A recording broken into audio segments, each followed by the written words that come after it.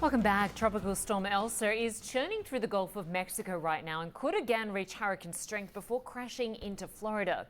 Officials are warning about a dangerous storm surge and possible tornadoes from the storm. Elsa swept across Cuba on Monday and continues to dump rain on the island. Parts of Cuba could see as much as 38 centimeters of rainfall, triggering floods and mudslides. CNN meteorologist Derek Van Dam is tracking the storm's path. He is in Fort Myers, Florida right now. And Derek, I guess quite a bit of concern for West Florida. Yeah, Western Florida. That's where I'm located, in Lee County, one of the dozens of counties in the state of Florida under a state of emergency. We are just between Sanibel Island, a popular tourist area, and Fort Myers, Florida.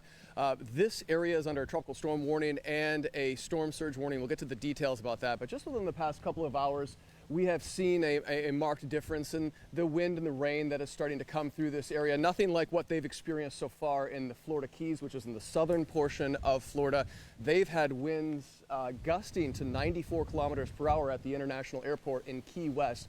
That was earlier this morning. You see the storm is actually moving from the south to the north. And if you just look at the geography of the Florida Peninsula, that north to south shape of it, it means that this storm, with the worst impacts of Tropical Storm Elsa on the eastern side, the eastern corridor of the storm, that means it will have maximum impacts to the west coast of the U.S. with the center of the storm just off the coastal area. So it's going to be a long duration rain event, a long duration wind event, and the potential for tornadoes as well. We talked about this tropical storm potentially strengthening into a hurricane. There are some concerning signs. I just looked at the latest radar. We're starting to see almost an eye starting to close off within the center of that. Not what we want to experience, because a strengthening storm, especially this early in the season, of course, tropical storms don't know or have a calendar to work with, but the water temperatures here are very warm. We're talking about 28 degrees Celsius at the minimum. That is like jet fuel for